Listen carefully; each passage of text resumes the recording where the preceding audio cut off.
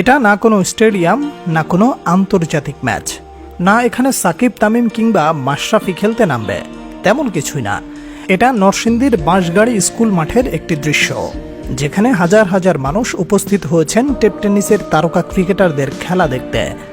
দুই দলের হয়ে ফাইনাল খেলায় অংশগ্রহণ করেন রাসেল আহমেদ শুক্কুর, হেলিকপ্টার বাবলু, জাবেল মুন্সি, নাজমুল, সুমন, নিকাশ, রানা, ইমন, আরিফ, রকি, রোমান সহ একাধিক ক্রিকেটার। তাই স্বাভাবিকভাবে গতকালকের ফাইনাল ম্যাচ নিয়ে এলাকাবাসীর আগ্রহ ছিল বেশি, আর মানুষের উপচে পড়া ভিড় সামাল দিতে হিমশিম অবস্থা কর্তৃপক্ষের। পুরাতন স্কুল ভবনের ছাদ ভেঙে পড়ার উপক্রম তৈরি হয়, তবুও খেলা দেখতে হবে। শুক্কুর, রোমানরাও হতাশ করেনি। বাঁশগাড়িবাসী দেখলেও 536 রানের এক ম্যাচ, কিন্তু শেষ পর্যন্ত হতাশ হয়ে ফিরতে হয়েছে দুই দলের সমর্থকদের, কেননা জয় নিয়ে মাঠ ছাড়তে পারেনি কোনো দল। কেন বিগ ফাইনাল ম্যাচের রেজাল্ট হয়নি তা নিয়ে আলোচনা করা যাক। দিনের শুরুতে টসে জয়লাভ করে চর মধুয়া ইউনিয়ন বাঁশগাড়ি ইউনিয়নকে ব্যাটিংয়ের আমন্ত্রণ জানায়। তাদের আমন্ত্রণে বাঁশগাড়ির হয়ে ইনিংস শুরু করতে আসেন রাসেল আহমেদ শুক্কুর ও জ্যাক আরিফ। দুজনের ওপেনিং জুটিতে শুভ সূচনা এনে দেয় 4 ওভার 1 বলে দলীয় 43 রানে জ্যাক আরিফ 4 ছক্কায় 13 বলে 27 রান করে সাজঘরে ফিরেন। তার বিদায়ের পর টপ অর্ডার ও মিডল অর্ডারে কোনো ব্যাটার নামের প্রতি সুবিচার করতে পারেনি। রানা 17 আর শাকের করেন 14 রান। ভাবতে পারেন টপ অর্ডার আর মিডল অর্ডার ক্লাবস করার পরেও কিভাবে এত রান হলো। যারা এমনটা ভাবছেন তাদের আরও একবার মনে করিয়ে দিতে হয়, উইকেটে কিন্তু এখনও রাসেল আহমেদ শুক্কুর রয়েছেন। মূলত এই ব্যাটারের দায়িত্বশীল ব্যাটিংয়ে বড় পুঁজি পায় দলটি।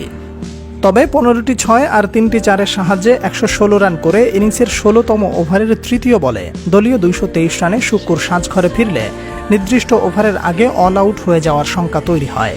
কিন্তু নবম উইকেট জুটিতে ইমন ইমরানের ঝড়ো ব্যাটিংয়ে 20 ওভার শেষে 284 রানের বড় পুঁজি পায় বাঁশগাড়ি ইউনিয়ন। দুজনেই করেন সমান 25 রান, তাদের জুটি থেকে আসে 54 রান।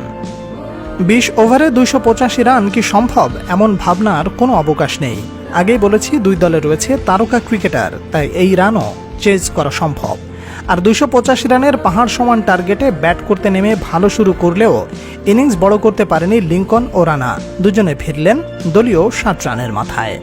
এরপর তিনে ব্যাট করতে আসা ইনফর্ম ব্যাটার হেলিকপ্টার বাবলু ব্যক্তিগত 25 রানে ইমরানের বলে সাজঘরে ফিরলে বাঁশগাড়ির সমর্থকেরা উল্লাসে মেতে ওঠেন।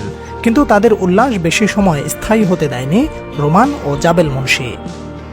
এই দুজন পরিকল্পনা করে দলের চাহিদা অনুযায়ী ওভার প্রতি রান তুলতে থাকেন।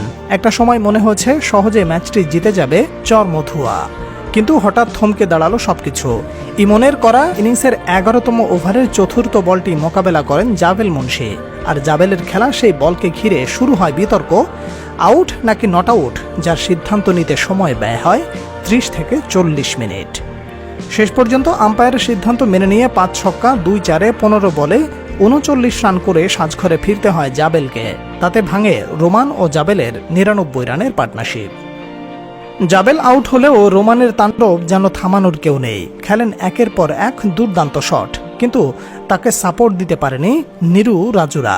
তাই রান তোলার তাড়নায় একটা সময় রানার অসাধারণ বলে শুক্কুরের হাতে ক্যাচ দিয়ে দলীয় 225 রানে 42 বলে 89 রান করে সাজঘরে ফিরতে হয় রোমানকে।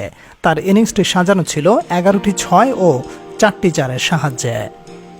রোমানের আউটের পর ম্যাচ হেলে পড়ে বাঁশগাড়ির দিকে, কিন্তু ওসামার 12 বলে 23 রানে ম্যাচে ফেরে চর মধুয়া। তাতে করে শেষ 2 ওভারে জয়ের জন্য প্রয়োজন ছিল 31 রান।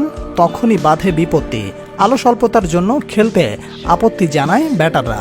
শেষ পর্যন্ত দুই দলের ম্যানেজমেন্ট ও কমিটির আলোচনার মধ্য দিয়ে দুই দলকে যৌথভাবে বিজয়ী ঘোষণা করা হয়। সেই সাথে হতাশ হয়ে মাঠ ছাড়তে হয় উপস্থিত দুই দলের ভক্তদের। এর জন্য জাবেল মুন্সির আউটের সিদ্ধান্ত নিতে যে সময়টুকু ব্যয় হয়েছে, ওই সময়টুকু যে সন্ধানী আসছে তা বলার অপেক্ষা রাখে না।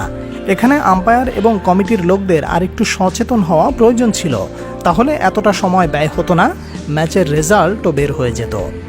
পরিশেষে বলতে হয়, ভিডিও দেখে সিদ্ধান্ত নেওয়াটা কতটা যৌক্তিক ছিল তা বড় একটা প্রশ্ন হয়ে থাকলো। কারণ ম্যাচে রিভিউ সিস্টেম ছিল না, তাই এই পন্থা অবলম্বন না করে উপস্থিত যে কোনো একটা সিদ্ধান্ত নেওয়াটাই সঠিক ছিল।